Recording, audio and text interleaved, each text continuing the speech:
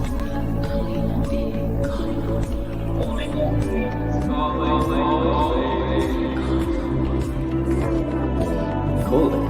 beings.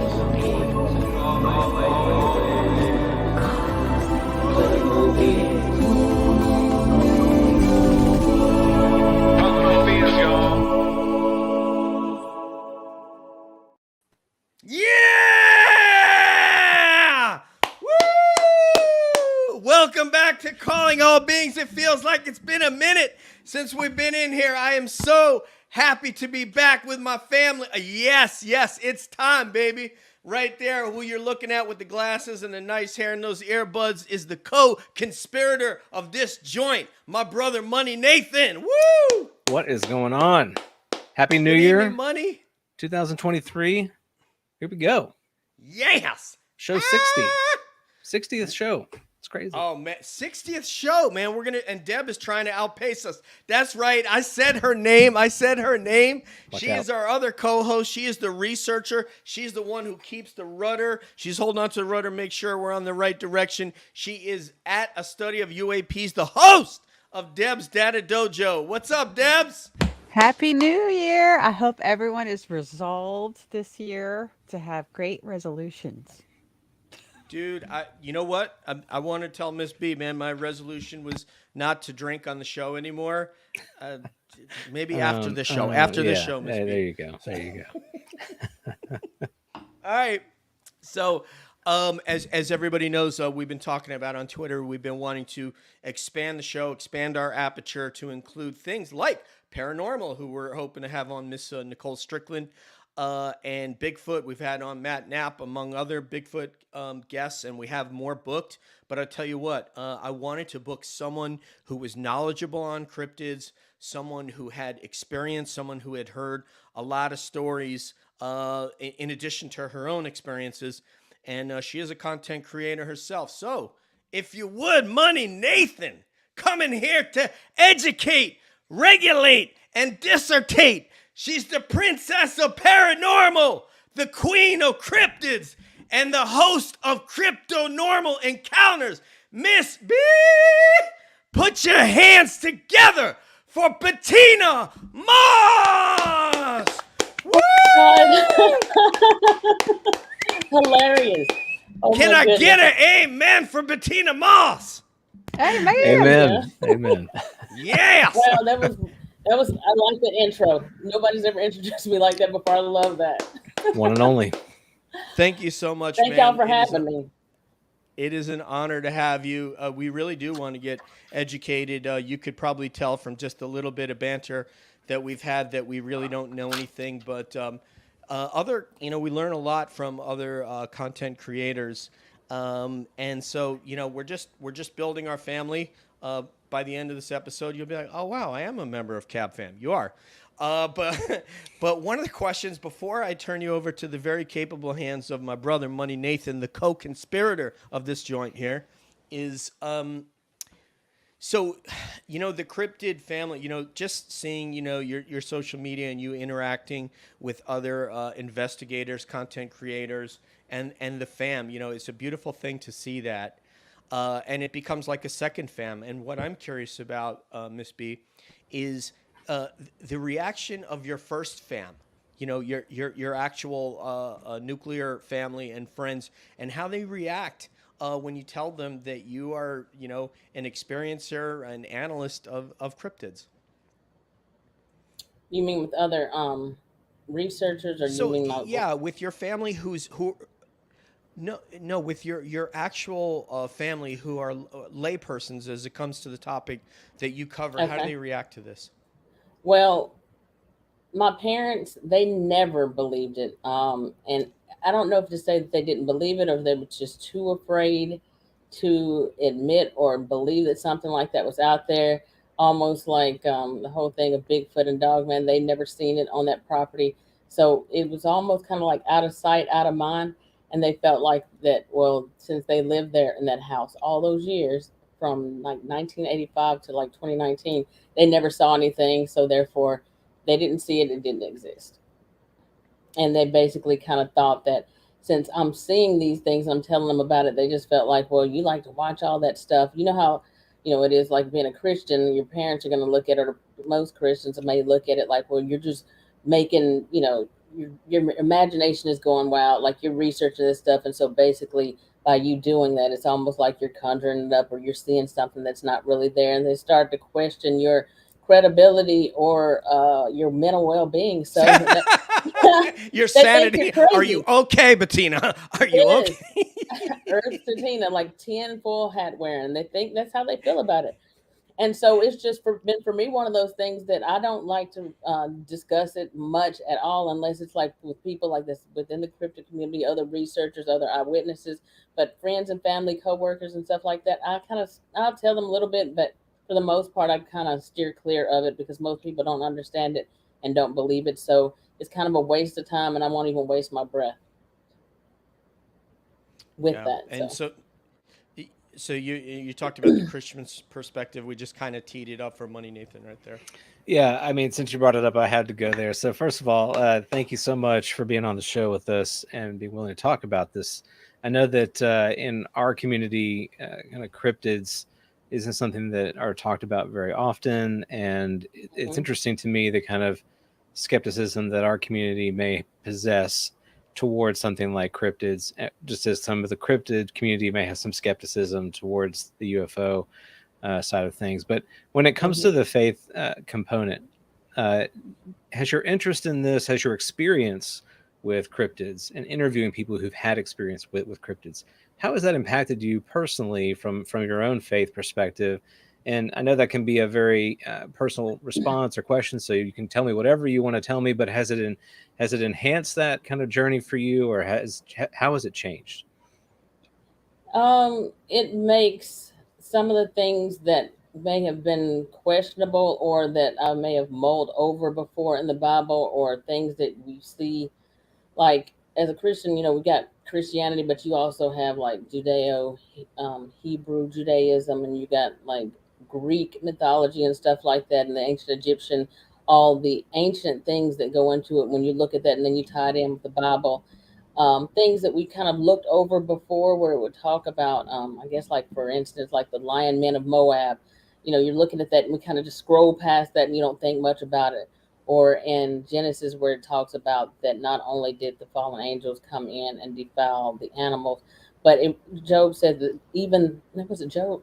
In Genesis, it was also saying that some of the animals were also defiled. So it's like, well, why did the animals have to be, why did some of those have to be wiped out? So you look at that and it's like, well, if you got an angel or fallen angel, and then the result of that coming in and procreating with human women, the result of that is giant humans, then what do you think you're going to get when you have a fallen angel, or whatever y'all want to call them, sky gods, or whatever you want to call them?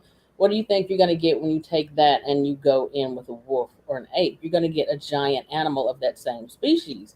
So it made me look at that. It made me look at Anubis. It made me look at Greek mythology when you got the Minotaur. All these different creatures, goat man, we call it today, but then back in those times, thousands of years ago, we called it a satyr.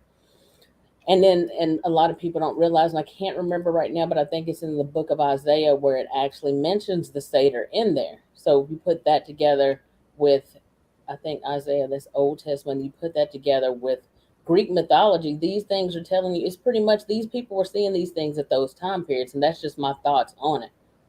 The book of Enoch goes in greater detail discussing these strange creatures and beings, chimeras that we call them today.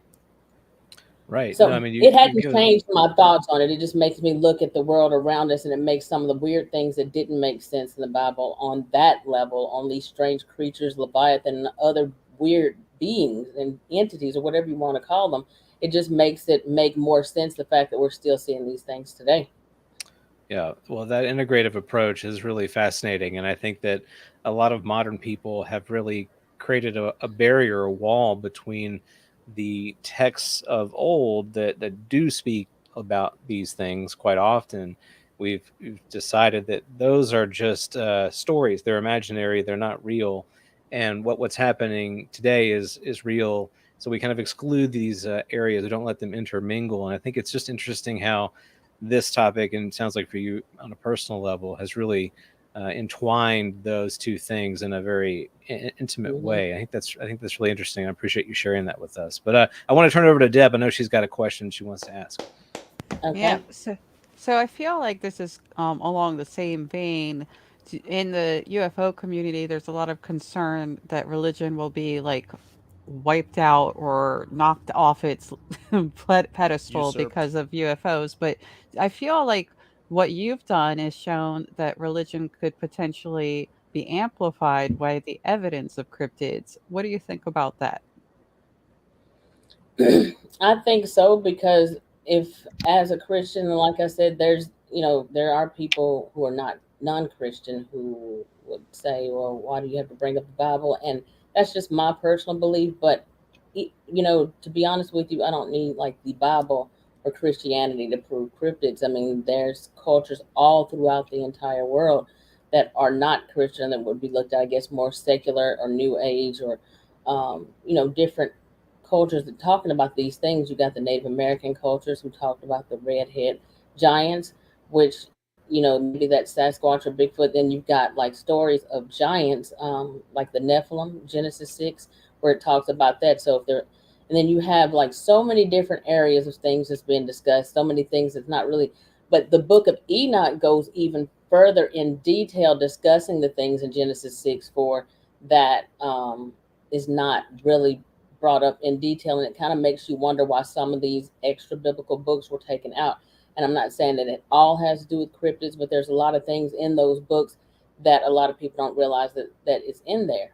A lot of people were worshiping these different deities or gods, or if you just look at it, and I might be completely wrong about this, there were people who were worshiping bulls and stuff like that, worshiping these different things. And so when you look at it, and you look at today, a lot of people, I like to take what we do today, because I know, like how the Bible said there's nothing new under the sun. So if there's nothing new under the sun, it means that the way things were back then, we're seeing a repeat of those things still today. Back then, at those times when people were giving offerings, they were giving offerings to different gods, different deities, different creatures, and some were even giving offerings to different animals. Well, I look at that and I take that the exact same way as when people go out and they do gifting as to Bigfoot and Dogman. They give them gifts, they give them food, and then in a lot of cases you hear people talk about that these beings or entities or creatures, animals, whatever you want to call them, bring them things back too. But when you stop feeding them, when you stop doing all these different things, then it kind of can get ugly because they come to your house. So basically, I look at that like you're basically giving them offerings. I think that this stuff is like it's nothing that's too confusing. There's so many different facets and areas of this for me that like it only goes to prove some of the things, some of the stranger things in the Bible, as far as some of these creatures are concerned. That if you go to look at it, because have y'all heard of what they call the woo as it's related to cryptids? And that's the, what I'm talking about? Oh, have we heard of it in our community? Oh yeah. So the paranormal, supernatural aspect, the cloaking, the mind speak. And when I say cloaking, I don't mean like you see like a chameleon, camouflage and I guess kind of camouflage and blend in with the leaves and the trees around it, or like an octopus that can blend in at the bottom of the ocean with the sand and whatever colored things around it. Now, there's that too. They can do that and they blend in very well. The other weird, strange aspect of it, when I say cloaking, that looks more like, if you've seen the movie Predator, if y'all Yes. remember how that looked, they do that Yes. too. I've seen that firsthand. So there's that aspect. A lot of people have talked about that. It's a lot of different things they do that other natural animals don't do. It's just so different. And then the fact that they can open and close doors, come in people's homes, the fact that there's so many different things, they can completely disappear before your eyes or manifest in front of you. Their supernatural speed and strength, able to go from a standing point to just standing there to jumping 30, 45 feet straight up over a cliff. It's just strange. So there's a lot of different aspects. So it's just only led to me believing even more and looking deeper into it, because the book is not a book where there's talk of these creatures in there. I was going to say, Miss B, in that Missing 411, The Hunted, that young lady in Ohio. Actually, it's not a young lady. She was sort of a grandma age woman who was sitting in a tree stand and saw something that looked like Predator. And just the story alone scared the hell out of me. But I do have a couple quick hitters before I get to my real question. So, even though you would not be given to gifting Dogman, if you were, going to gift a dog man, Miss B, would you be bringing like a nice canned food out there? Would you be bringing a meaty moist? Would you be bringing a dry food? What type of a gift would you bring dog man? How would you get a premium dog food? What are we looking at here? A Subway um, BMT? I mean, I would be. I can't see giving it anything at all because, like, I'm so like paranoid that I it's would be fun. afraid. Because every It's time, coming back to Huntsville, baby. absolutely. Because like I know where to go right now if I want to see Dog Man tomorrow, or like if I want to see Dog Man right now, I know where to go. Like they always, for whatever reason, will show up. Like they never approach, but they stand off and watch from a distance. I don't care if I'm out there for an hour.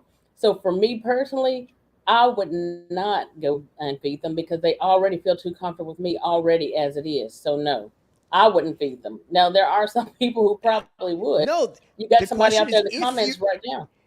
the question is if you were going to feed them, would it be a wet food or a dry food? I mean, are you concerned about their teeth, the I dental would condition? say You might I would say what? dry food because I don't want to give them any meat. I don't want to give them any meat because You don't want to get they them are. wound up. Exactly. I couldn't do it.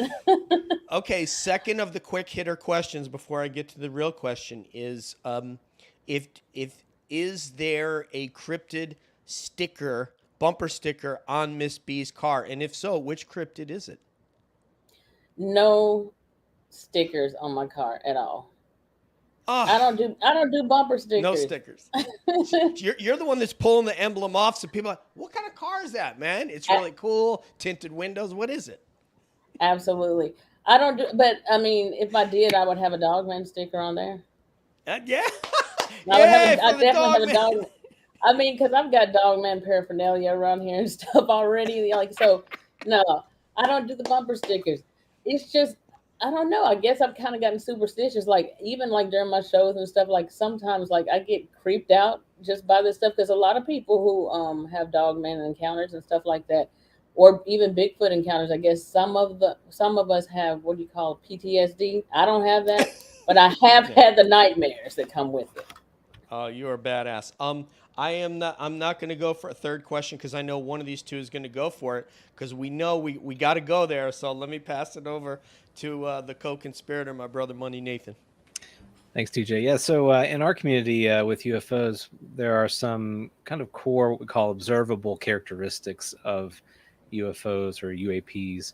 Other than Dogman being a humanoid, kind of cryptid, what are some other pretty common things that happen with Dogman encounters that you've heard of? A lot of things that come along with Dogman encounters. You will hear people often talk about. You'll hear them talking about being paced in the woods. If you're out there and like you're walking, and then all of a sudden, as you're walking, you hear something that sounds bipedal walking right next to you. You stop to get a better listen, and when you stop, it stops. When you start walking again, they start back walking. That's just one thing. Another thing that you'll hear with a lot of these encounters is how people felt like it just snuck up on them out of nowhere. They never heard it show up. And as large as these things are, you would think that you would have heard it walking. There's that aspect. Then you have the woods going completely silent. The woods going completely silent, like how they say, like when a predator's around, the woods will go silent. There's no wind blowing the trees, no birds chirping.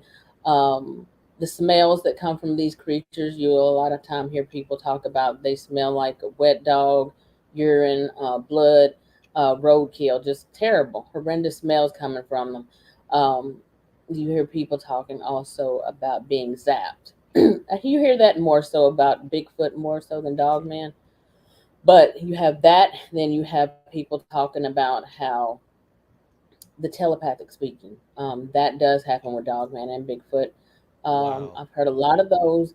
And then you also hear reports a lot of the time about the amber eyes. That they do have eye colors that are different colors, but the ones that's most reported is the amber colored eyes. But there's different things with different ones. Um, Other factors concerning things, there's like the different looks. Most of the ones that are reported are often pitch black, blacker than black, that usually look more like the German Shepherd or Black Wolf type Anubis. You'll hear those reports, some with tails, some without tails, um, upright, standing anywhere from, I'm going to say 5 to 8.5, 9 feet tall, somewhere in that arena. Most of the time, you'll hear about 5 to 7.5, 8 feet tall. But every now and then you'll hear the cases where there's like this Goliath dog man. There's different types, there's different colors, there's different. I like to. Some people have a chart where they say that there's 7 different types of dog man. I don't agree with the chart, and that's just my opinion. I could be completely wrong. I personally believe there's different breeds, the same way that there's different breeds of dogs. And the reason I say that is because I've seen different ones, different snout lengths, different eye colors, different coat colors, um, different body styles. It's so many different facets. So those are the things you're going to hear a lot when it comes to dog man, as well as you'll hear people sometimes talk about being bluff charged. And that's basically where they will come and charge you and then like at the last minute turn and run back off into the woods in opposite direction. Wow, I never heard that. And you said Me zapped neither. earlier, that kind of, you mean like an electrical discharge kind of feeling? Is that? No, it's the, what would you say? It's the infrasound when they're able to imply emotions upon you or inflict Hmm. emotion, a feeling on you that they want. Okay, man of light, if you're still out there, you've been zapped a few times and you talked about this. If you hear that and you're still in the comments, speak on that. Also, I'll tell y'all, just I've never been so called, I've never been zapped or have been shot with infrasound. But a lot of times, what people say about that is that it comes with these intense headaches, feeling nauseous, feeling really ill. Sometimes they say that they can feel these vibrations or electric currents going through their bodies. Some people get ill for days. Some people vomit. Some people actually lose time during this when it happens to them. Some people actually go unconscious on the spot and then wake up and come to, like right where they are. Um, so there's a lot of different things that go with this, and it's all different areas that concern us as far as being zapped is concerned. I've never had that happen to me, but people get ill from this, and a lot of Yeah. people have actually gotten really terrified after this has happened to them. Well, I could see why. It's a pretty disruptive experience, right? Oh Well, it's yeah. freaking me out right now that I knew about these things that Miss B is talking about. I knew that were relative to Bigfoot. Did not know they were the same for Dogman. So this is really surprising right now. I didn't know that that they zap people with infrasound. I Hmm. didn't know that they pace as well. So Hmm. that's interesting. Oh yeah. That pays you. And then another thing that a lot of people don't really talk about, like dog man, they Bigfoot too, but like a lot of people don't realize that sometimes because people ask, well, why is it that you don't see them when you're out in the woods? I've been out there hunting all my life and I've never seen a dog man, and while I'm out there, well, a lot of the times people don't realize, like I said before, they blend in so well. They blend in so well to the point that a lot of times you can be standing right next to one. And not only that, I do believe that they can cloak, and I do believe in the wood. I do think that they can go invisible at times. And then I also think that a lot of times they are in the trees. A lot of the times that I've taken video or pictures of them, they're in the trees or hiding behind trees. They're always um, just, I don't know why they do that, but I guess they don't want to be seen. But as long as they stay at a safe enough distance, because it's just there's something to it. It's something more than what we're being told, and I think that the government knows about these creatures. I think that they do have some of these things in underground facilities. People think if they bring in a body, and that's going to prove it, and I just feel like that's not going to prove anything because it's never going to see the light of day. Not Uh, publicly like they want it to happen. It's not because they already know these things exist. Bigfoot too. I agree 100%. And the I know. I'm sorry. Go ahead, man. mhm. Well, I was just gonna say, like, the reason I feel like they do know about this is because, for one, like, if you look at Bigfoot, like New York State and Washington State, they actually have it in their laws that it's illegal to kill a Bigfoot. That's actually in their law. So why would you put that in there if that's not something that's actually real? And then law enforcement and what do you call it, DNR, park rangers and stuff like that, they know about these things too. They're told not to discuss it, and a lot of times people will get eyewitnesses or people who report these things are often told, "No, you saw a bear," Right. Yeah. or and some people know not to.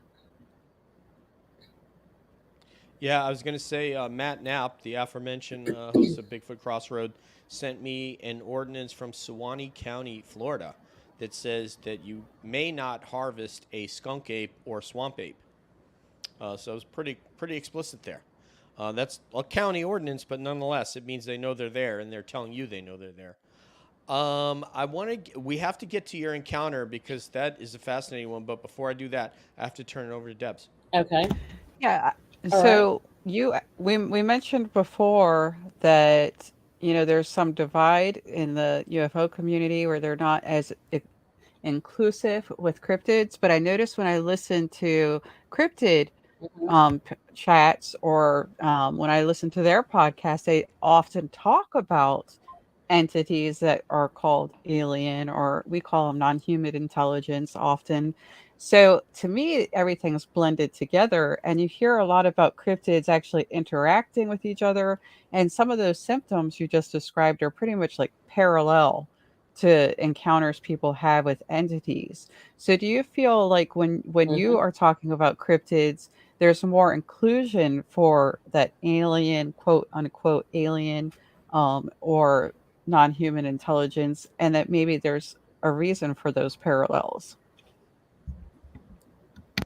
Yes, I do think there's a parallel. I think there's a correlation. I think that that's why I don't think it's strange that a lot of people who have had sightings of Bigfoot or Dogman or any other cryptid have also had UFO sightings or alien abductees or have the Greys come in and have these nighttime visitations with them. Some people, a lot of us, also have paranormal activity in our homes, entities and stuff like that coming in, different stuff, sleep paralysis and stuff like that going on. I do think there's a correlation between that. I do know that in a lot of Bigfoot and Dogman sightings, cryptid sightings, orbs, lights in the sky, UFOs have been reported over those same areas as well. And so there's even been cases where there were times when UFOs have landed in the field right where Dogman Bigfoot activity is going on. So I do absolutely think that there's a correlation between that. And the similarities between what you were saying before, a lot of the people who have been abducted by aliens or have had the grays to show up in their home um, sometimes talk about as far as the abductees, as far as aliens are concerned, I've heard people report like foul odor left behind after the fact. Um, feeling like some type of electrical buzz in the air. Sometimes they'll talk about a smell of sulfur in the air left behind. So if you take that, then you've got that same thing when you've got paranormal activity in your homes, like more of the dark or negative energies or negative entities or demons and stuff like that. A lot of times, those same things will also be reported in the home as well as smells, rotting meat, and then you have different stuff like that that goes on that correlates with what you hear about it when it comes to Bigfoot and Dogman. And I'm not saying that that's the case. I don't think that I'm not sure, but I can't say that they're demonic or what they are. I do know that there's something about them that's just not like any other animal, but they do have a paranormal nature to them because they can do things that defy, I guess, what we would call natural, and as well as the smells that come from them. So that's why, like, you have the skunk ape. You hear stuff like that. Well, they smell terrible. They smell horrendous. Same thing with Dogman. There's different things that go with these things. Just like UFOs, aliens are able to appear and disappear at will. If you wake up during one of these abductions or sightings in your room, they can actually dissipate right before you.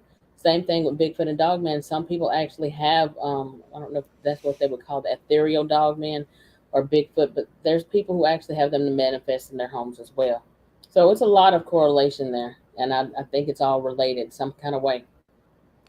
I Miss B, actually since think that they can manifest you, however, whatever you're researching, whatever you're looking into, they can appear as any time. So that's my thoughts on that. you know, and being that you're regional, we could do some sort of a skunk ape outreach where we offer body wash. We can spritz with some cologne. We may be able to help them with this odor. I mean, I think it's the human thing to do. We should consider it at least. Okay, They actually skunk have ape a outreach. Sasquatch. They actually have a Sasquatch soap. Somebody was telling me about that not too long ago. I thought it was hilarious. I think they sell it at Walmart. I'm gonna tell you, these guys, both these guys, when I saw them in New York City, they both got African black soap for Christmas, and I will use nothing else but that. Man, that stuff, get it from Ghana. It's just, man, it's just. I hope you guys liked it. I never did ask you about it, but yeah, that's what I use. And Hilarious. also, we haven't shown you this yet, but you know, at the end of this episode, this is wait. DJ Organic Skincare Formula. And yes, yeah, and that is Nathan on the cover. So you will get one of these after the show. Oh my God, I you're make that. hilarious. Yes, I definitely like that. I need that. You will have some, ma'am. All right.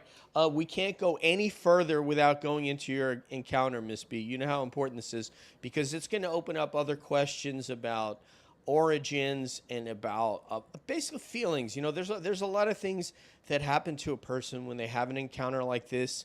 And I know that you've told this. I heard you tell it on with Brian on Sasquatch Odyssey. I would love to hear you tell it here for our audience. There's a lot of UFO people that are really not familiar, and we're gonna get familiar. We're gonna get educated here tonight. So go ahead, Miss B, take it away. All right, so I've told my encounter several times from 2020 to now, but my encounter basically in North Alabama, and during my encounter, it was hunting season 2013, November 2013 to be exact, and I was married at the time. My husband at that time, he would go hunting sometimes 3 or 4 days, and so when he'd go hunting, I would, instead of staying 3 or 4 days at the house by myself, me and my little dog, I'd pick her up. We'd leave and spend the weekend at my parents' house. They lived about 45 minutes away from us. So I'd spend the weekend over there, and I'm always extra. So, like, I always pack a whole bunch of stuff to take with me. And this is all important because basically it took me forever that night to kind of gather my stuff out of the car. And I'm glad it did. But I'll get to that in a second. So we made it to the town that my parents lived in, 45 minutes away. And just to kind of build it up for you guys so you know what it looks like if you're turning off the main highway and you turn make a right into their neighborhood. On the end of the neighborhood that they lived on, it was a cul-de-sac. So it ends up like in a dead end on that end of the neighborhood. But if you were to turn off that main road and made a left, you're going down into the neighborhood where the rest of the houses are. On the end where they lived, it was about 5 or 6 houses. And they didn't have a garage, but they had a carport they had built on, like, probably back in the 90s. So two of their vehicles like are underneath this lattice carport, and then there's an extended driveway over to the side, and my dad's truck would always be parked over there. So that left me to have to park on the street below, like underneath this big oak tree on the sidewalk next to that. So on that end of the cul-de-sac, under that tree that I'm parked next to, my headlights are facing straight ahead, like from where I'm parked. I hadn't cut the car off yet, and there's a like the whole area behind their backyard is the woods, and there's a trail that leads into the woods, and my headlights are pointing straight towards that trail. On this night, normally when I will get out right away, I'll get out and go around to the passenger side front seat, open the door, get out the stuff that I've got over there, and then go back to the back seat and get my suitcase out. But on this night, I don't know why, maybe because it was super dark out there. It was about 8 o'clock at night, but it was still dark because there were some street lights down there on that end of the neighborhood. On this night, I did not get out right away. I gathered my makeup box and other little things that I had on the floor on the passenger front seat, and on the floor and in the front seat. I gathered those things from inside the car. Headlights are still on. I hadn't cut the car off yet. And that was just so that I could spend the least amount of time on the outside of the car as possible, because for whatever reason that night I don't know why. I never thought about that ever seeing a dog man, but for whatever reason that night I guess I just wasn't supposed to get out. Um but I have been listening to Dogman Encounters, and I've been listening for years, and like, stuff like that. So maybe somewhere in my subconscious it was at the back of my mind, or maybe it was just dark, nobody else is outside, but whatever reason, I gathered my stuff, and as I looked up after a few minutes gathering everything I needed from the passenger seat, I look up and I look straight ahead, and when I look straight ahead, I just remember thinking to myself, "Oh my God, I know that's not what I think it is." And so, you think your mind is playing tricks on you. So I put the high beams on. When I put the high beams on what I saw, like I couldn't believe it. Like my worst fears were confirmed. Like I'm looking at a dog man right now. Like I can't believe this. So I got this whole feeling like I'm in shock and awe. And at the same time, I'm terrified too, because I'm like, oh crap, there's nobody else outside right now. Number one. Number two, like sometimes my automatic car doors would not lock. So I thought that this would be one of those times that it didn't lock. And if that thing walks over here, then maybe it's probably going to try to open the door. Number three, the size of it. And it's just, I couldn't believe it. So if you think about Dogman, the first thing that, if I had to explain to somebody, if you were telling somebody who didn't know about Dogman and they asked you, what did that look like? You're going to basically say, I saw a werewolf. Right. I'm looking at something that has its back to me. Before I put the high beams on it, the dog man already, it was never on all fours. It was on 2 feet to begin with. It had its back to me. It's pitch black on that end of the neighborhood, so it's got its back to me. And I think what happened was is that usually, since that's a cul-de-sac and on that end of the road there's only 4 or 5 houses down there, I think that they watch the houses and they know who's coming and going, what time to come out and be roaming around, and who's coming out and who's not. I think I caught that thing off guard that night, and I'm going to go straight into why I think I saw that and what happened next. I think I caught it off guard, and I think it had just came out from where it was getting ready. I think it was in this tree that it was standing in front of. I seen it full body, head to toe. I think it had just came out of that tree. I think when I pulled up to that curb, I think what happened was that this thing paused and just stood there and felt like if I stand still long enough, they'll cut the car in a minute and this person won't see me. But I put the high beams on it. When I put the high beams on this dog man, it turned around to face me. Now, when y'all look at a regular, if you put your high beams on a dog or any other animal, coyote or something like that, it might look back and look at the car. It doesn't have, like, maybe some dogs do, but for the most part, it doesn't have the wherewithal or the knowledge to know to look straight At you. into the windshield, Yeah. straight into your eyes in the driver's seat. It Yeah. kept eye contact with me from 8 to 10 seconds. This thing, at this point in time, like I had a tear rolling down my eye. And I'm gonna explain it to you first, and I'll tell you what thought went through my head. And to this day, I didn't write it down, so I don't remember if I said this out loud or if I thought it in my head. But I'll go ahead and say that part first. I can't remember if I said it out loud or if I thought it in my head, but I do remember what was said by me was, "Oh my God, please don't let that thing walk over here. This will be the time that this thing opens the door. The door won't lock." And the next thing I heard in my head was, "Oh, it's just you. No big deal."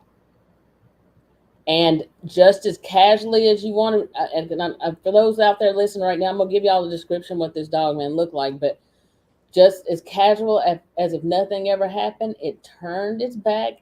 It didn't go on all fours. It didn't take off running or anything like that. It casually and continued on its original path where I think it was getting ready to go, which was down that trail further back into the woods. Um, Before I captured it, but I think the reason it turned and looked was because I spotlighted it by putting the high beam. So it's like, let me see who this is and what they're doing. So I basically put it on blast. Now, what I'm looking at when it turns to face me, this is a jet black dog man, I'm gonna say about 8.5, 9 feet tall. It didn't have the German Shepherd head with the elongated snout. It had a head more like a Rottweiler or a pit bull, or some type of dog with that type of face, a Mastiff, something like that. Short snout, It didn't have the pointy ears on top of its head. The ears were more cropped type ears. It didn't have the amber eyes. The eyes were like a really beautiful, like a turquoise blue, but luminescent, like glowing from within. Not the glowing amber eyes, but this was like a turquoise blue. It had the upper body of a bodybuilder. Um, this thing was massive. When I say upper body of a bodybuilder, I mean it had the pecs, it had the abs, it had the muscular arms, it had what do you call it? The biceps. It had the muscular biceps and it had the long lower arm. It had the hawk style legs, tapered waist. So I'm looking at all this. So that once this incident happens and it said, "Oh, it's just you, no big deal." And I Miss think it B, was letting me know it wasn't a threat, and it just walked away. Miss B, before you get too far away from that, because I find that very fascinating. Do do you does that indicate to you? And by the way, Coin, is it Coin 777 has a good question. There's some questions in there, Jules, and we'll try to get to those. Do you feel like you have a connection with this creature? Has a connection with you? You have a connection with it? Um, no, I think because that's not the first. That's just the first one I saw. I saw multiple ones from that point all the way up to 2022. What I think is that um, I think what that thing when it said, "Oh, it's just you, no big deal." I didn't think about what that meant at the time until later on, having interviewed more eyewitnesses and starting my own show and listening to more eyewitness accounts. I think what that possibly could have meant. My parents moved in that house in 1985. They didn't move out to 2019. So either this thing had been there all those years, or it's been there long enough to know that I came over there every weekend. It saw me enough that it knew who I was. Oh, you're no threat. Oh, I'm not worried about you. So I think that it just knew who I was, and I think I just happened to know about Dog Man. Anybody else who lived on that same end of the street, I think that it probably would have probably had the same reaction if one of them had came out too, because it knows who they are. They've been there for years. So I think that's just what happened. But I also think I've heard a lot of people say that they know your intent a lot of times. So no, I don't think that for whatever reason they just allow me to see them. They come out and they just stay at a distance, and I stay at a distance. I've captured them on camera multiple times. Um, did you have anything else you wanted to ask on No, that? no. I was just gonna say I remember hearing that a lot when I was single and I was dating. Is they'd just say, "Oh, it's just you," when I would call. So it brings back kind of traumatic memories for me. But let me pass it over to Nathan. Well, that was yeah, hilarious. yeah, some hard times there. Yeah, um, Tough times. some tough Oh, I times. can't breathe. So Mm. your experience is amazing, and you've talked to a lot of people who've had their experiences as well. You mentioned that mind speak or telepathy is a fairly common trait, and you just talked about that in your encounter. Have you heard of any other interesting messages given to people from these creatures, like beyond just don't look over here or you're no big deal, like anything more substantial? Um, there's been times I know and I wish Man of Light was still out there because he's got some of the best dog man pictures like that I've ever seen. And he goes out, he contacts them, and they actually, I mean, he talks to them. He's actually recorded some audio for them. I can't even explain it, but I will say that there's been some encounters where I know one guy, for instance, his name is Scott Pace. He is a researcher. He actually has his own group also on Facebook. But and I actually interviewed him on one of my shows. But Scott Pace actually talked about the fact while he was out in the field hunting, he was out there and he saw a dog man, and when he saw it, he got ready to raise his rifle, and or when he got ready to raise it, it told him put it down, don't shoot, or you're gonna die. And I've heard this a couple of times from eyewitnesses talking about that. It let them know you're gonna die. There's times when they people have been told whether it was Bigfoot or Dog Man, don't take that picture. They know what phones are, they know what guns are, they know what cameras are.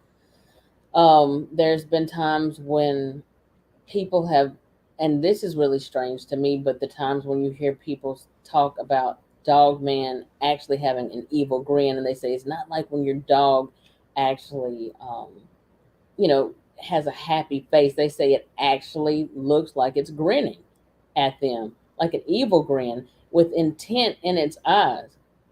And there's times when people say, well, it looked like it was looking into my soul. There's times when people have said that it told them, I'm going to get you. There's different things that people are told at different times, and it just, I think, depends on what is going on at that moment. Here we go. Here's Um, Man of Light yeah. right there. There he goes.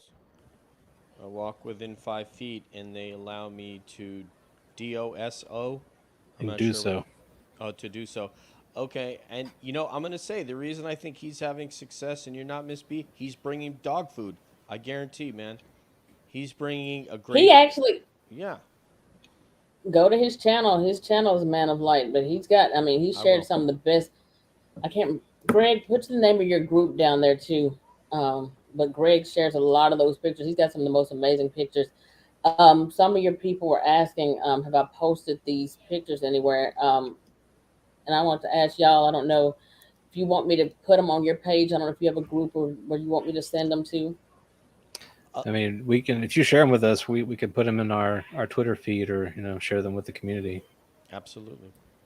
Yeah, we. Also, Yeah. y'all, if y'all want to see them, if you're not a part of my group, I can share them on there for you guys. My group is Crypto Normal Encounters with B Moss. Crypto Normal By the way, Encounters with B Moss. everything will be in the show notes. Everything you give me, your Facebook, your YouTube, and anything else you want to share. Everybody, you will be able to see all this in the show notes. So you can just click on it and go right to Miss B. That is a standard among cabs, so you will see that. Okay. All right. Let me see. Did y'all have anything else that you wanted I to I, ask? I I know want to everybody got. pass it to Deb, but she's next in the rotation. So Yeah. So one thing that was mentioned earlier, and I noticed this has also happened with Bigfoot, is that these cryptids have like regions that they're like attached to that they want to stay in. Like they're it's like their territory. Could you speak more on that for people? Like we would call that in the UFO community, they call that hot spots. So is it the same with cryptids? Yes. I do know that the southeast is a hot spot. They do have, you hear a lot of Bigfoot activity. Like some people say they think Bigfoot activity is like a lot in the Pacific Northwest, but that's not just only the case. I know that the southeast, and then there's certain areas also like Michigan as well. Michigan, y'all have heard of the Michigan Dogman, Michigan, Wisconsin. I think that's where the Beast of Bray Road was. Linda Godfrey covered that. Then the South, Alabama, Tennessee, Kentucky, Louisiana, Florida, Mississippi. These are all hot spots. Kentucky, so I can't remember if I said that or not, but they're very, very hot spots. We're heavily wooded areas. A lot of times there's water sources, rivers, creeks, plenty of deer, and so there's a lot going on with that. They have a lot of tree cover. There's a lot of cave systems and stuff like around Kentucky, Tennessee, Alabama, and then in Florida, Mississippi, you got swamps, Louisiana, the swamps and stuff like that. There, these are prime areas for Dogman and Bigfoot to be. So yeah, there are areas. Anytime you got a huge water source and plenty of food for them to eat, they're going to be there. It's Those are going to also, be your hot spots. low property taxes, lots of fast food restaurants. So I mean, there's a lot of attractive dogman can eat pretty cheap around here, I would say. So Hmm. the cold and the salted roads up there in Cleveland, they don't want that so much. So anyway, um, so one of the folks put on there. Let me see if I can find this question from they. Oh, it's from Coin 777. I think the dogman or werewolf B Moss saw was a neighbor of her parents that just went through metamorphosis. Went through a So metamorphosis. how do you feel about, I mean, we're getting into skinwalker territory when we start to talk about that, but there may be other Hmm. brands of metamorphosis. What's your feeling about that, Miss B, about transformation? Um, so we're talking about werewolves, and Or dogman? well, if he's talking about metamorphosis, that would be a werewolf. That's That's werewolf. changing from a human. Yeah, like because dogman is supposed to be something that they say is in that form and stays that way all the time. werewolves that is like from Hollywood, where there's it's not just Hollywood. I'm gonna go into like different aspects of it, but where you hear about different these creatures or humans having the ability, whether through in Hollywood they say through a bite or through bloodline and stuff like that, being able to transform or shapeshift into a wolf or werewolf, what you would call a werewolf. Then you have another aspect of that metamorphosis taking place through um, different blood rituals or whatever, different cults and stuff like that, whether it be Satanism or shamans and stuff like that, different people who do different rituals in order to be able to shapeshift into different creatures. So there's that aspect of it. Um, I don't know how I feel about that. I mean, I have heard encounters and stories of people actually talking about that they know people who have actually shapeshifted or who have actually claimed to have seen people who have shapeshifted. That is a very popular thing that's discussed in the African and Native American culture. I do know that. So, but to speak on that comment though, I don't think that that was the case. I don't think it was a neighbor who had a metamorphosis. There was too many out there that I've seen over the years after that on a consistent enough basis that if that's the case, then it'd be a whole neighborhood or a whole clan of people. It's not only that. Some of these times when I saw these dog men, on a few occasions, they had babies with them or juveniles with them. Those are also on some of these pictures. So Oh, I just think that there's different things going on with that. Yeah, they I'm have just. offspring too. I was just gonna say though, if there is an equivalent of bear spray for dogmen, you may invest in that for your parents for like a birthday or Christmas. You know, a dog just in case they come out of the house. You know, they're taking the trash out to the road, and then next thing you know, the guy who thought he was your friend shows up. You know, you want your parents to be protected. They moved out of that house in 2019. There you go. But they never Smart. did. They never did believe it. I showed them pictures and stuff like that, and they tried to rationalize it, and they came up with some of the craziest excuses that they could ever come up with. To the point, I mean, I showed them one I called Anubis or Black German Shepherd Dog Man, and at first, Mama, was trying to say, "Well, that's not." She was like, "Oh, wait, hold on, wait a minute now. What is that?"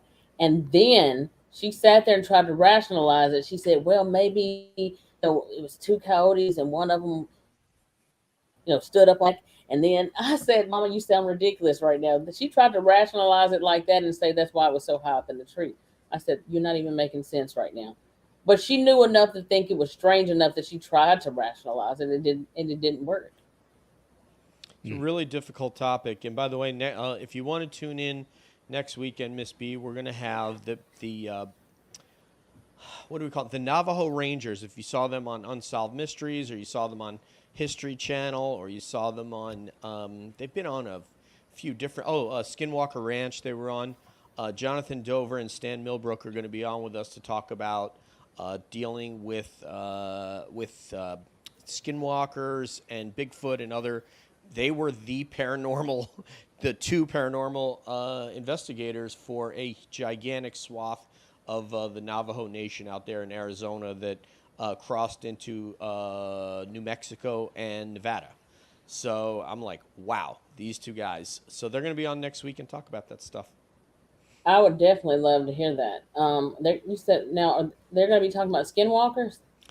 Yeah, I mean, I want to focus a little bit on them because a lot of people just want to hear them talk about the weird. But I thought um, that the fact that the two of these guys were selected among the entire cadre of Navajo Rangers showed an incredible amount of courage. As you've spoken about before, some of these entities followed them home, became an issue for their family.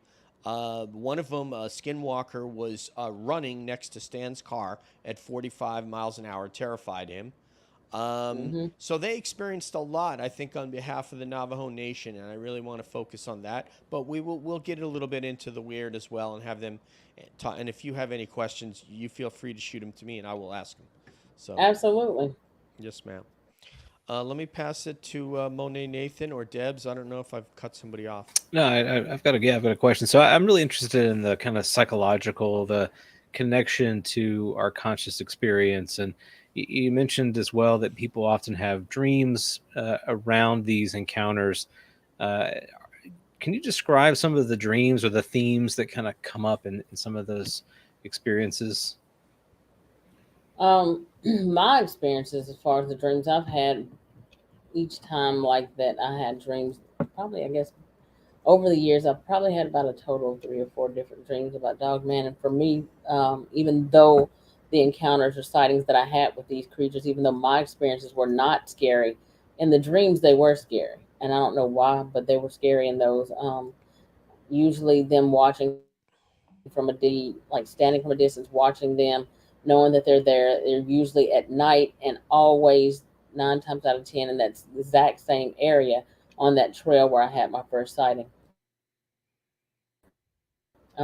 Knowing that and hoping, like, because I think one of these dreams I had was one where it's like, well, if they see me, then they're going to come over here. And this was one of those nights before I knew about Dogman, in this dream. And I'm standing outside of you remember the houses back in the day, they had the screen doors instead of storm doors like we had now. So my parents would latch that screen door, but now looking back on it, I didn't. I would pull up over there and they'd have that door locked. I never thought about anything back then. There's nothing to worry about until after I knew about Dogman. So in one of these dreams, I'm standing there and there's Dogman in the distance. They're waiting, and then they start to approach, and then I get terrified, and I just wake up in a cold sweat. People have PTSD over some of these dreams. Some people who, like I said, have had terrifying experiences with them, because there have been some people who have actually been attacked. There's been a few people who've actually been killed. So there's been some cover-ups with that. Then you have different agencies who come in and then have threatened some of these people. So, and told them or threatened them or changed their bank account or changed all kind of stuff, told doctors and stuff like that at the hospitals and stuff like that to not discuss it.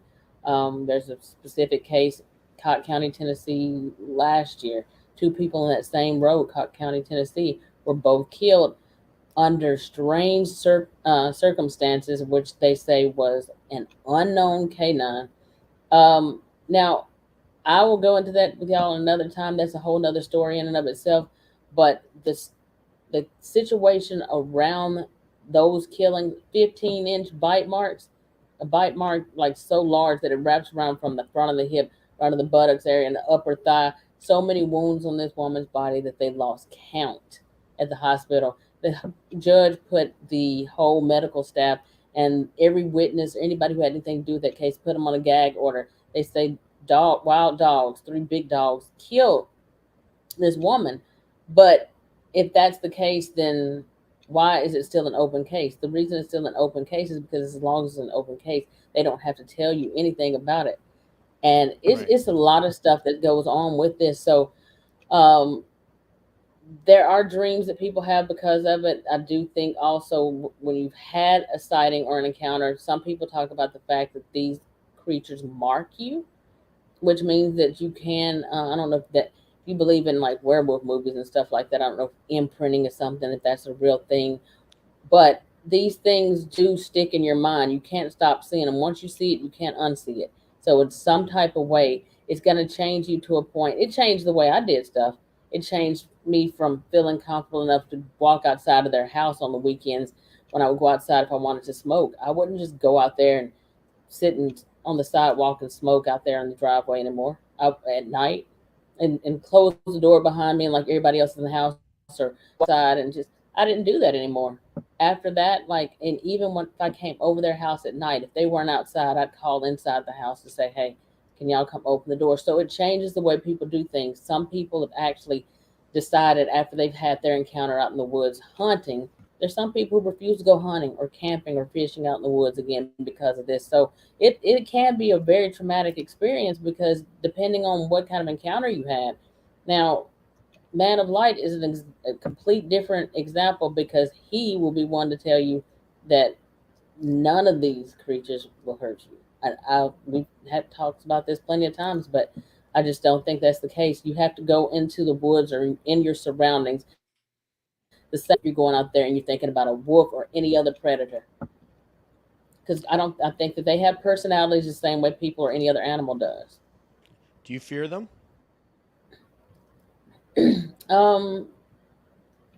Yes, but the I'm gonna put it like this: the ones on my parents' property, I have gone back in there in those woods at least 5 or 6 times with other people, and I've gone back there. So I will say, do I fear them?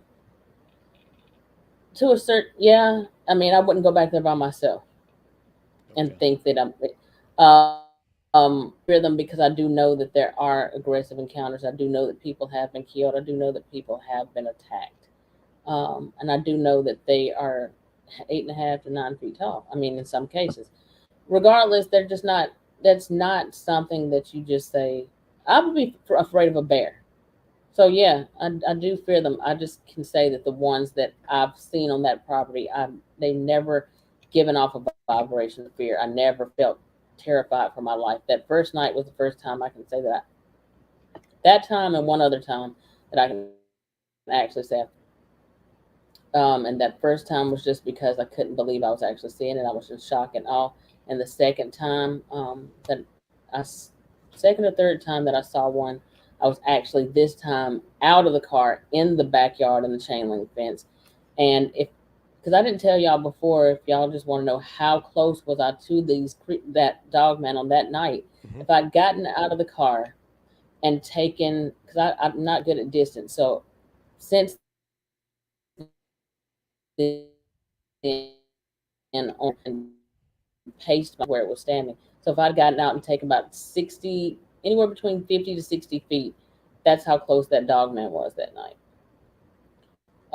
And the other encounter, the other time that I was scared was just I was in the backyard in the chain link fence, and there was a dog man like about jumped over the back of the chain link fence, walked across the field about 20 or 30 steps. I would have been face to face with this one that was up in a tree, and this is a whole different one, not from that same night. It may have been, but I don't know. But there was two of them in that tree that day, and one of them I saw, and one of them I didn't see. But I started taking pictures before I left the backyard because while I was back there letting my little dog play, run around, and something I just felt in my mind, look over here to the left, and I turned and I looked, and I saw something blacker than black, so black that it was way blacker than the shadows. It's like looking into the abyss. And so I had to pick my little dog up, finally got her to come to me.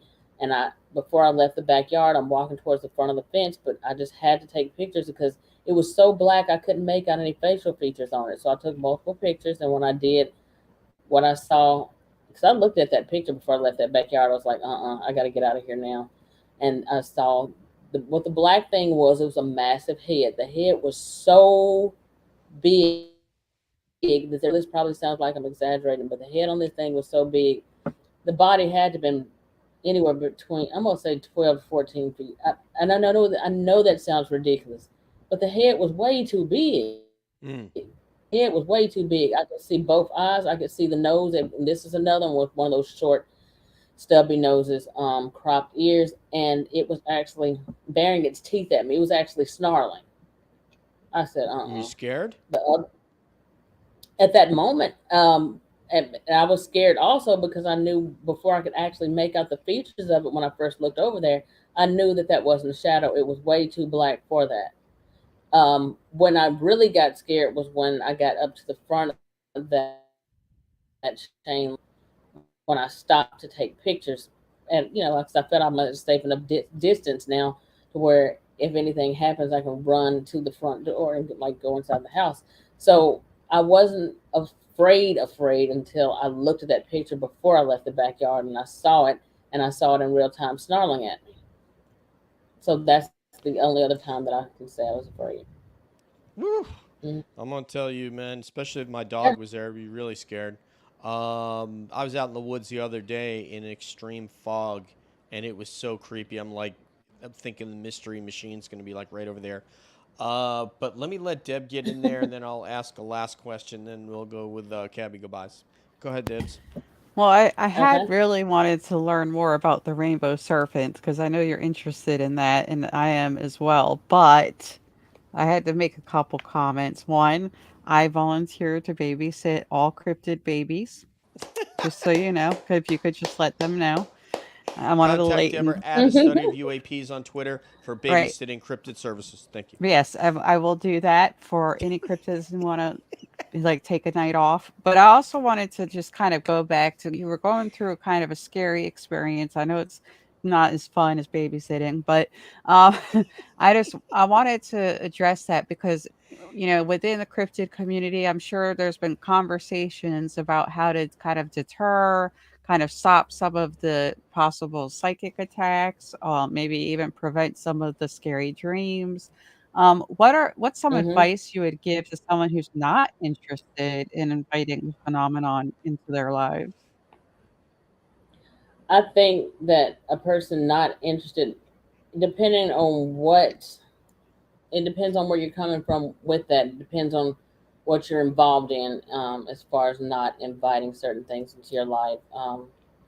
If you're talking about on a cryptid standpoint, then I like to look at it like this, and not just cryptids. I guess the paranormal, supernatural, or looking into occult type um, subjects and topics. When you start looking into the abyss, or when you start looking into the darkness will start looking back at you. If you go into their home and you're going back there, doing whatever you're doing, whether it's for research purposes, whether you're going back there and you're getting, evidence, or like taking footprint samples and stuff like that, you're going in their territory, marking their territory, urinating back there. So if you go do all these things, you are possibly bringing these things back to your home. So don't be surprised. That's why a lot of people have Dogman or Bigfoot. Not always the case. Some of them just for whatever reason take a liking to some people, and some people I think have actually habituated them and live in harmony with them.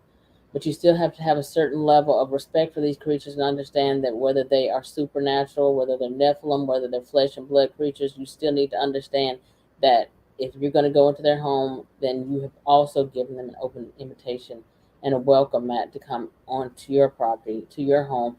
And people need to take into consideration, if they do that, you're opening yourself up to possibly having them to possibly come into your home, because I do know a few people who they have gone into their homes. Um, so the best thing to do is, if you are one of the people who believe that you can go out and speak to these creatures, because some people do believe that, then you need to go out there and tell them that you mean them no harm. If that's what you do, let them know you mean them no harm. And when you go out there, do not bring anything that belongs to them back. Do not go into their dens. If you see a pup, or what you think is a pup, or some animal that looks a little, don't pick up their pup. Don't go do anything like that. Do not, I would even say, if you are in an area where you see things like footprints, or you see strange structures or different markings on trees and stuff like that, do not go over there and urinate on the tree, because that's you marking territory, and they Yes. might take that in an offensive type of way. Do not go out there and start feeding them or gifting them if you do not, unless you intend to continue to do that, because once you do that, then they're going to come like any other wild animal. If you believe that they're a wild animal, they're going to come looking for that food, just like if it was a wild dog, or like a stray dog, they're going to come looking for that. So you're welcome them to your property. If you don't want that, then don't do it. um, so when you go out, say a prayer, some people believe in burning sage and stuff like that. Me personally, people need to realize what you're doing too when you burn sage. And this is just my opinion. For those of you who want to do that, then that's your prerogative. But I feel that, understand that when you burn sage, the belief system on that within the native culture is that by burning sage, you're bringing in positive spirits that are within those herbs in order to get rid of negative spirits. And if that's the case, and that's what you believe, then people don't realize that there's also another ritual that has to be done after burning that sage to get rid of those negative energies or entities. There's another ritual that has to be done to remove those other spirits too that you brought in order to remove the bad ones. You don't understand what I'm saying? You have to close that doorway. Yeah, sometimes you need the party guests to go home, you know. I just want to say it, with all the Bigfoot content that I've consumed over the past 4 or 5 months, which is, I don't even know how long it's been. It's been an enormous amount.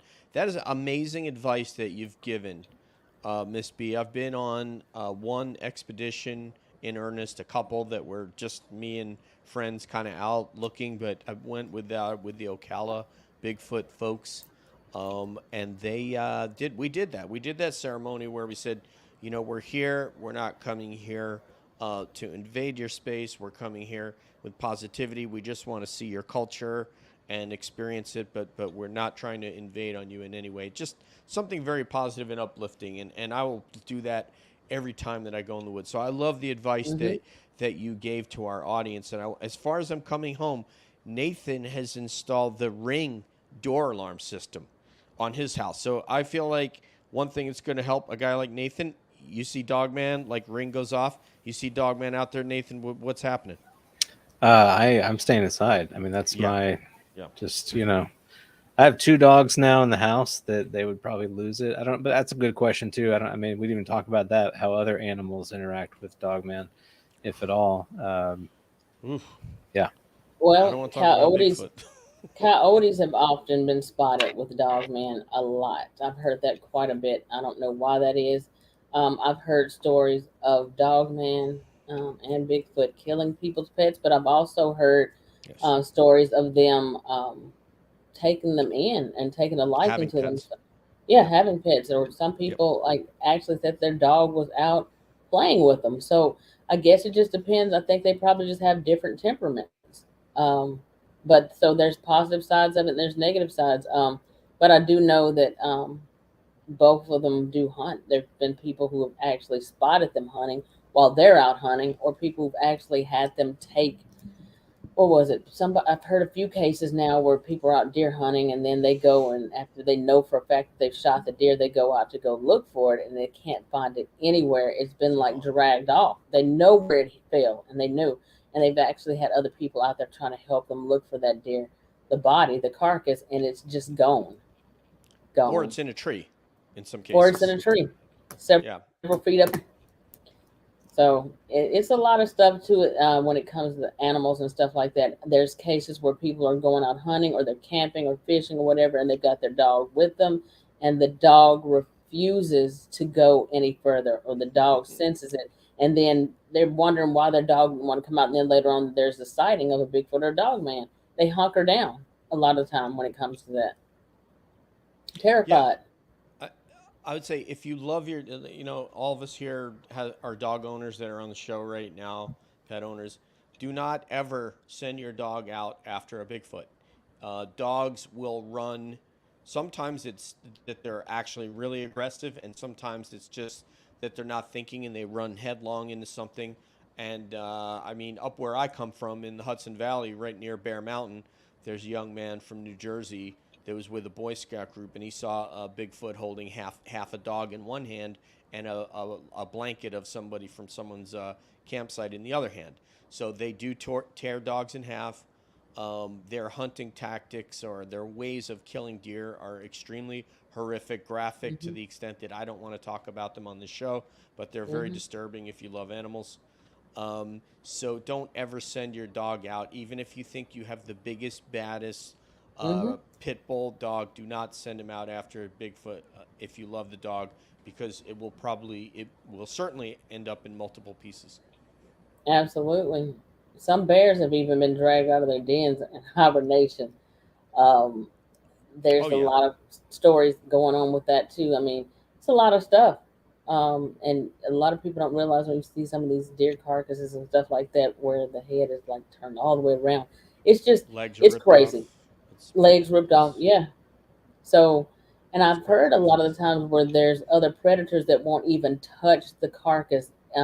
When I guess in some of these strange cases where they say like some of the dogmen and Bigfoot go in and just take certain organs out and then leave the rest of it. Other animals, Yes, predatory animals, won't even touch it.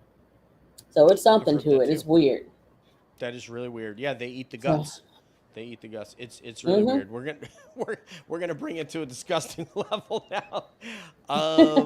What I would ask you for my last question, Miss B, in terms of encounters in the woods, daytime, differences between you encounter a dog man, you encounter a Bigfoot. What do you see as the differences there?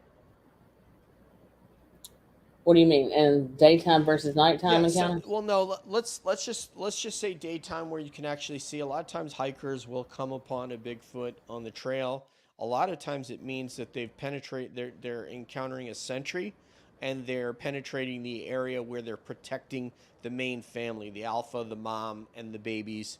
And if you just are heading down a trail, you may not know that you've come into that area, and they'll stop you. And that's usually when they'll stand their ground and they'll eyeball you, and they might roar and make you pee on yourself, etc.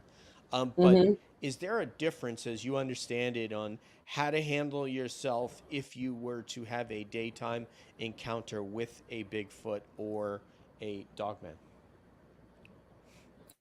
I think that if you have a date, well, I would handle. Well, it depends on what's going on. It depends on how many people you've got with you. I think there's safety in numbers, but I do know that there's been time when there's been groups of people who've been attacked too. But I do think that um, I've heard a lot of people say that they know your intent. So if you're in a case where you are being bluff charged or something like that, and the thing to assume would be that they are trying to protect their territory. You're getting too close to a nest to their young, then do not run, because if it's a predatory animal, then you're creating that predator prey atmosphere at that point.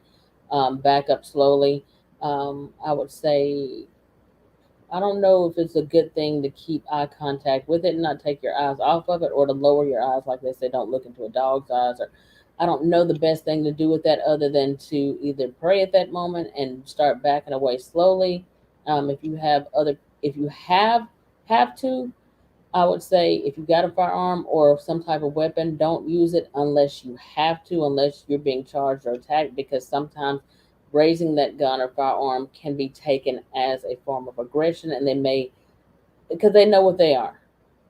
And so if that's the case and you fire it at that thing and you miss, then you are out of luck. You're It's all over. SOL.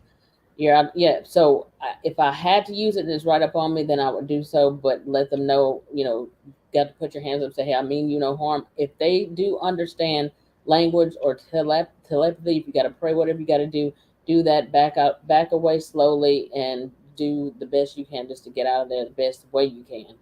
Um, as far as a nighttime encounter, I would say don't go out unless you've got other people out there with you. If you're going to go out and you're going to be in the woods for any reason, especially if you're going deep woods hiking or camping or anything like that, understand that a lot of times you're going to be out there and your cell phones are probably not going to have service. So it's best to have some kind A of locator. satellite phone, a locator, and let your family or friends or somebody know where you're going, and go and check in. Like if you're at a state or national park, go to, like, I guess, like the office area, and let people know where you're going to be, and Yeah. make sure that you do go out, whether you feel like these things know your intent or not. Still go out with some kind of form of protection, firearm, knife, machete, whatever you need to go out there with, just in case, because they are not the only things out there. You still got to deal with wolves, bears, and every other predator that's out there still too. And in some cases, humans might even be out there to attack you. So that's what I would say about that. Just go out there with everything that you need. I would even take bear spray Hmm. or anything like that that you can take, just in order to make yourself safe. Even an air horn, I think, would be good just for the noise if you need to.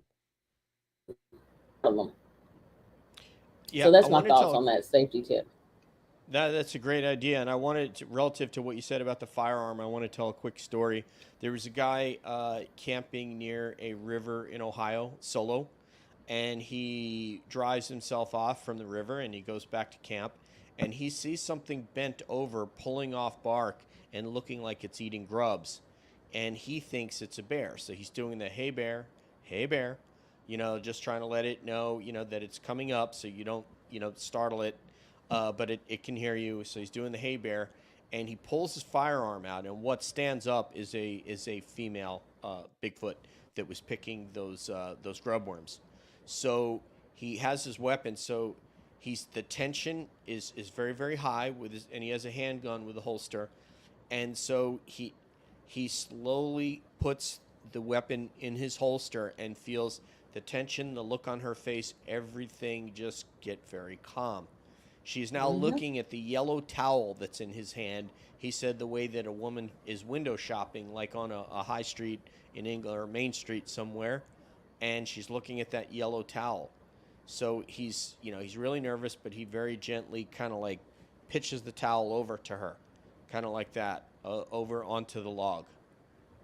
And so she picks up the towel, and he starts backing away slowly, and he turns around, and when he turns around, the male Bigfoot was standing behind him, the alpha male, and he passed out right there. And he's not the first person I heard that's fainted. But the point of the story was when Miss B mentioned about don't point your firearm at him. You're not looking at the one that's in front of you. You don't see the other three that are there, and you probably Hmm. won't make it out of there if you do that. Absolutely. If Absolutely. anybody has any last questions, or we'll go with Cabby Gabas. No, I oh, go ahead, Deb. I was just going to ask if you could just throw in some facts about the rainbow serpent real quick. That's all. Me, Yes, ma'am. I don't think I know about the rainbow serpent. But you talk about it. You just maybe don't use the same terminology.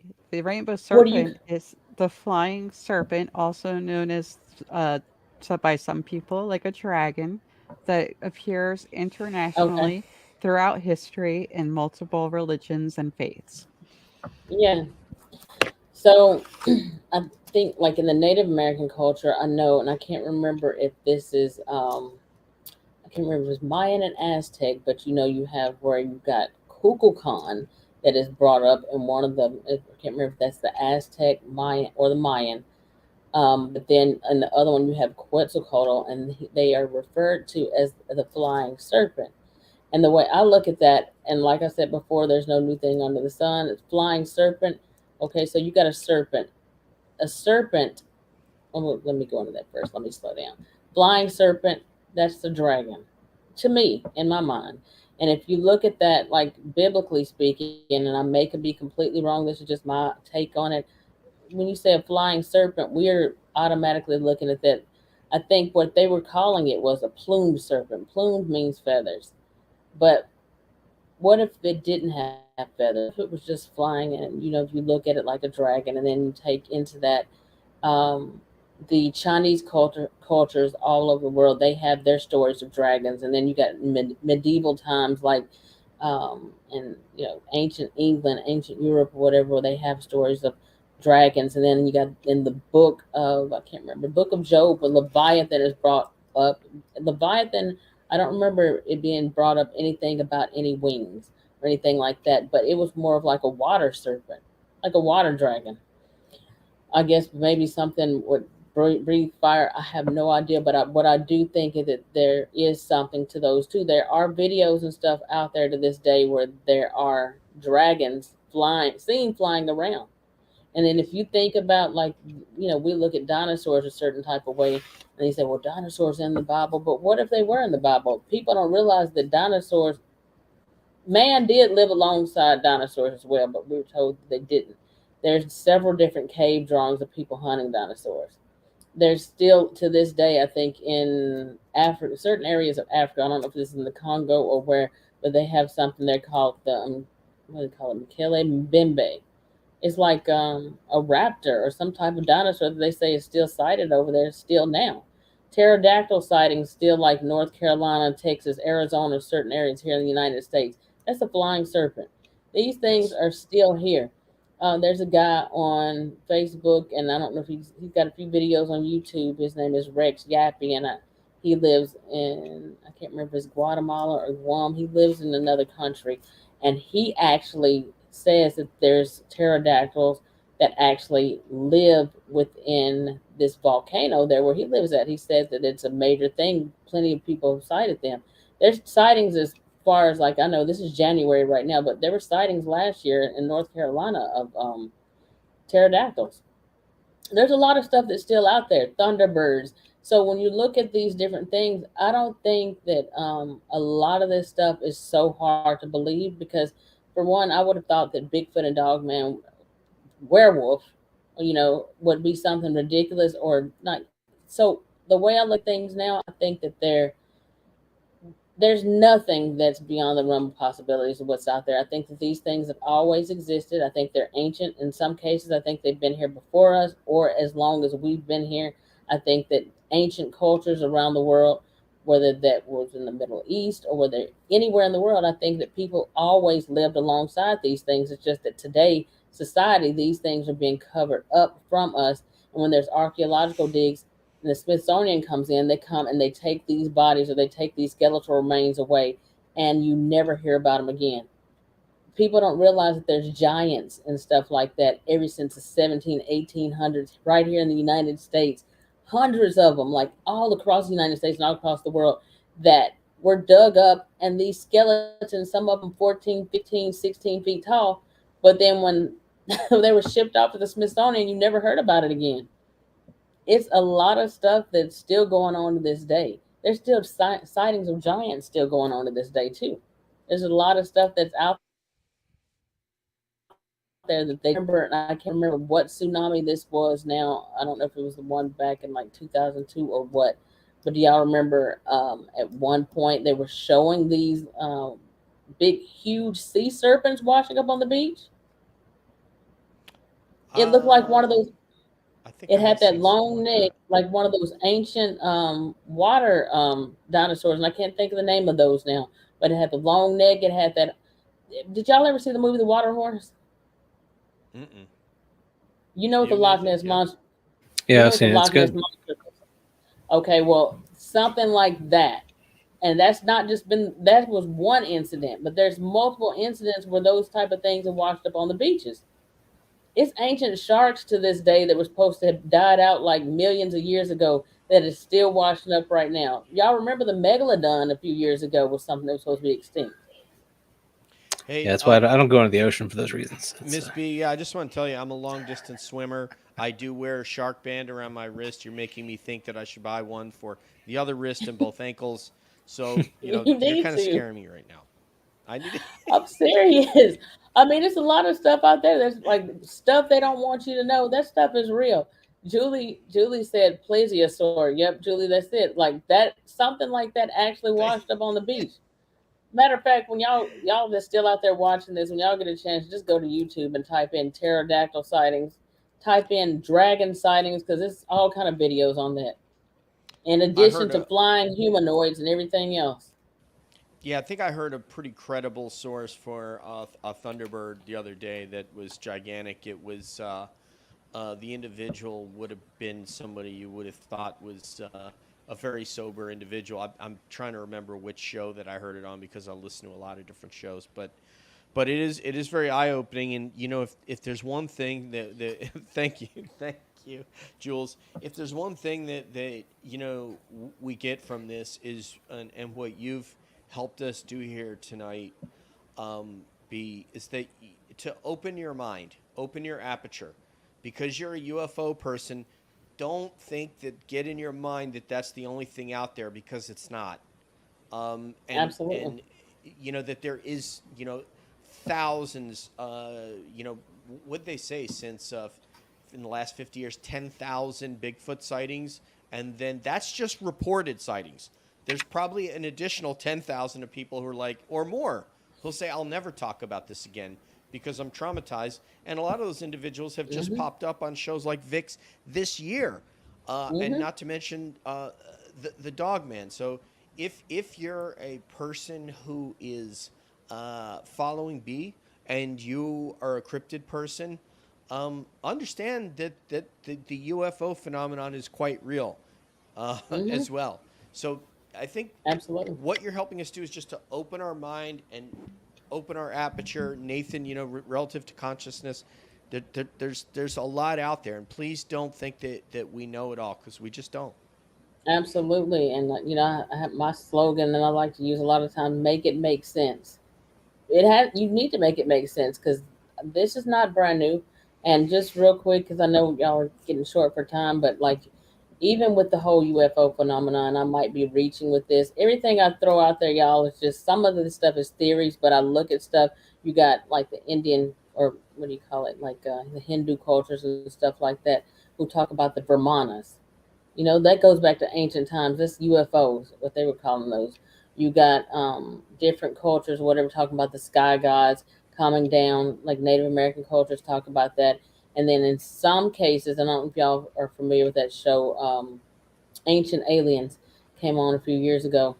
I don't know if that still comes on or not, but Ancient Aliens were trying to say, and they use the Bible to their advantage sometimes, and sometimes they use it to try to discredit, just however, whatever their narrative was at the time. But they were saying that Ezekiel's wheel in the middle of the wheel was a UFO.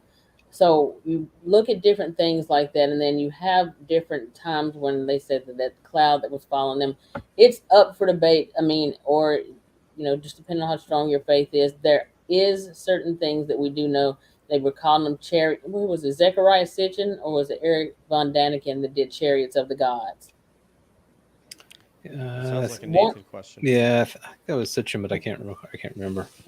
So basically, all I'm saying is that these things have been around for a long time. UFOs, and then even over in the Egyptian, like the caves and stuff, like the pyramids and stuff over there, they have actual hieroglyphs and drawings on those buildings with UFOs in it. So this stuff is not brand new. None of it is. Just keep your minds open and understand it's all intertwined in some kind of way. Can I get an amen? Amen. All right, let's amen. go with amen. Let's go with Cabby goodbyes. Yeah, I'll go first. So, B, thank you so much for joining us and sharing your experiences with us. As DJ pointed out, it's really important that we make space for each other and for the experiences that we have, that we don't be too quick to judge another's experience. And it's very clear that you're a person that is, willing to listen and willing to incorporate what people are saying and experiencing. And that comes across very clearly. You've been an excellent guest. Just, you've got a lot of knowledge, and it's been great to hear the things that you've had to share. And if folks want to follow you, I've got a link to your channel in the description. And we wish you all the best. Your show will continue to grow, I have no doubt. Thank you so much. I appreciate that. And thank y'all for having me on the show. I really appreciate it. And thanks everybody for showing up tonight too. I appreciate all of you. That's not the final goodbye. That's only one Cabby goodbye. You get three. Oh, It's true. Yeah. Yes, that's It's not like the 3 final. wishes. Yes, It's that's true. right. Go ahead, Debs. Yeah, I just wanted to say thank you so much for sharing your knowledge with us. It's incredible to be reminded again that we're all in the same boat with the paranormal. I would love to talk to you further in the future. And I, again, appreciate so much that you came to talk to us. Thank you. thank you. Yeah, so that's Deb's Data Dojo. I promise you'll be hearing from Deb's about an appearance on her show. I can guarantee, as sure as the sun's coming up tomorrow. Uh, I want to thank everybody in the chat. Thank you, everybody. Man of Light, we'll get your stuff in there, brother. Chanel, thank you. Channel Warhorse, Coin, all you guys, thank you so much for adding stuff to the chat. I'm sorry we couldn't get to you, but we, as many questions as we would have liked to. Thank you, Jules, Av. And B, it was an honor to have you on here. If you DM me any of your particulars that you want in the show notes beyond what Nathan has, they will all be listed in there. So anybody that wants to connect with B and see some of these photos like I do, like this guy does, then those links will be in the show notes. And thank you again for edifying us, and we look forward to speaking with you again in the future. And I'll connect with you so you will get your DJ skincare formula organic with Nathan's photo on there. Thank you so much. I appreciate that. Yeah, put those hands together for B Moss. Thank y'all. Yes. Yeah, thank Thank you. you, ma'am, for B Moss, for Money, Nathan, for Debs. This is DJ saying peace out, one love. We'll see you down the road. And as always, we're wondering what's up around the bend. Thanks, you guys. Y'all have a good night.